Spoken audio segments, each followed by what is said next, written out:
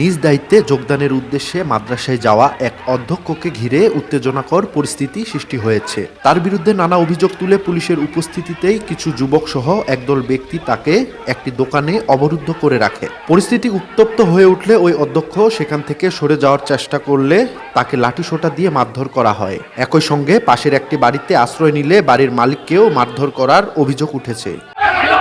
রোববার পঞ্চগড়ের আটোয়ারী উপজেলার লক্ষ্মীপুর ইসলামিয়া আলিম মাদ্রাসার অধ্যক্ষ আব্দুল মতিন সরকার সাময়িক বহিষ্কারের আদেশ প্রত্যাহারের পর পুনরায় যোগদান করতে এলে এ ঘটনা ঘটে। অভিযোগ রয়েছে, বোর্ডের সিদ্ধান্ত অনুযায়ী মাদ্রাসায় প্রবেশ করার সময় একটি প্রভাবশালী চক্র তাকে বাধা দেয় ও মারধর করে। স্থানীয়রা বলছেন, এই অবস্থায় প্রতিষ্ঠানের সুনাম অক্ষুণ্ণ রাখতে প্রশাসনের হস্তক্ষেপ প্রয়োজন। পূর্ণবহাল কোনো কমিটি দ্বারা বের করে দেওয়া হয়নি। আমরা চাচ্ছি যে উনি যেন আবার মাদ্রাসায় প্রতিষ্ঠিত হয়। আইন যেটা বলে, আমি আইনকে সাপোর্ট করি, শ্রদ্ধা করি।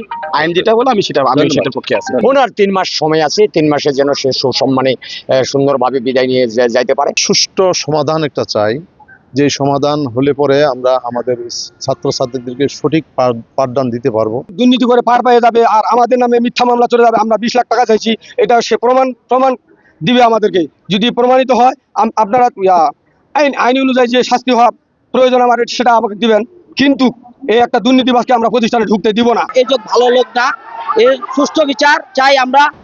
ভুক্তভোগী অধ্যক্ষের দাবি, প্রভাবশালীরা স্থানীয় বিএনপির নাম ব্যবহার করে ব্যক্তিগত স্বার্থে তাকে যোগদানে বাধা দিচ্ছে। তবে ভিন্ন কথা বলছেন উপজেলা বিএনপির সভাপতি ও মাদ্রাসার ভারপ্রাপ্ত অধ্যক্ষ। তাদের দাবি, ওই অধ্যক্ষ অবৈধ কাগজপত্র নিয়ে যোগদান করতে এসেছিলেন। আমাকে যেহেতু ওরা মিথ্যাভাবে, অন্যায়ভাবে, বেআইনিভাবে সাময়িক বরখাস্ত করছেন, সেই বরখাস্ত তারা বাংলাদেশ মাদ্রাসা শিক্ষা বোর্ড এটাকে পুনর্বহাল করছেন। কোনো বেআইনি অপশক্তি যেন মাথা ছাড়া দিতে না পারে এবং আইন এবং ন্যায়সঙ্গতভাবে আমাকে পুনর্বহালে যেহেতু বহাল করা হয়েছে। সিনিয়র যে ছিলেন উপাধ্যক্ষের নিয়োগ সংক্রান্ত ব্যাপারে অভিযোগ থাকায় ভেঙে দেওয়া কমিটির মাধ্যমে তাকে অবৈধভাবে নিয়োগ দিয়েছিলেন, যার কারণে কমিটি তাকে দায়িত্ব দেয়নি। পরবর্তী আমার যে আরেকজন সিনিয়র ছিল সে নিজে দায়িত্ব গ্রহণ করতে অনীহা প্রকাশ করেন, যার কারণে কমিটি বাধ্য হয় আমাকে মাদ্রাসাটি পরিচালনা করার জন্য দায়িত্ব দিতে। সেই অবস্থায় আমি দায়িত্ব গ্রহণ করি। এর মাঝে প্রিন্সিপাল বোর্ডে একটি অভিযোগ করেন যে তাকে অন্যায়ভাবে সাসপেন্ড করা হয়েছে। মূলত কমিটি সরকারি নিয়ম মোতাবেক, বিধি মোতাবেক তাকে সাময়িক বরখাস্ত করেছেন, কোনো অন্যায়ভাবে সাময়িক বরখাস্ত করেন নাই। তিনি যে বোর্ড থেকে চিঠি করেছেন, বোর্ডের চেয়ারম্যান বা রেজিস্ট্রার সরাসরি কাউকে পুনর্বহাল করতে পারে না, কারণ পুনর্বহাল করতে হলে কমিটিকে লাগবে। সে এত দুর্নীতিবাজ, সে টাকা দিয়ে মিথ্যাকে সত্য করতে পারে। সে এর কোনো ভিত্তি নাই। আইনে আসবে, আইনের গতিতে আসবে। সে একটা কাগজ নিয়ে সে জোর করে ঢুকতে পারে।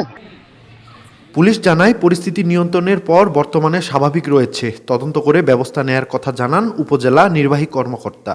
তো 999 ফোন করেছিল, আমার পুলিশ ছিল ওখানে পার্শ্ববর্তী। প্রিন্সিপাল সাহেব সমুদ্র চলে গেছে, রাত চলে গেছে, আমার অফিসে এখনো আসেনি। ওখানে যাচ্ছে উনি বলেছিলেন, কিন্তু আমি বলেছিলাম যাচ্ছেন যেহেতু উত্তপ্ত পরিস্থিতি, আপনি পুলিশকে জানিয়ে যান, আমি তো থাকতে পারবো না, জেলায় যাচ্ছি। আইন শৃঙ্খলা যদি অবনতি ঘটে, সেক্ষেত্রে আইন শৃঙ্খলা অবনতি কেন হলো, এই বিষয়গুলো আমাকে একটু দেখতে হবে এখন।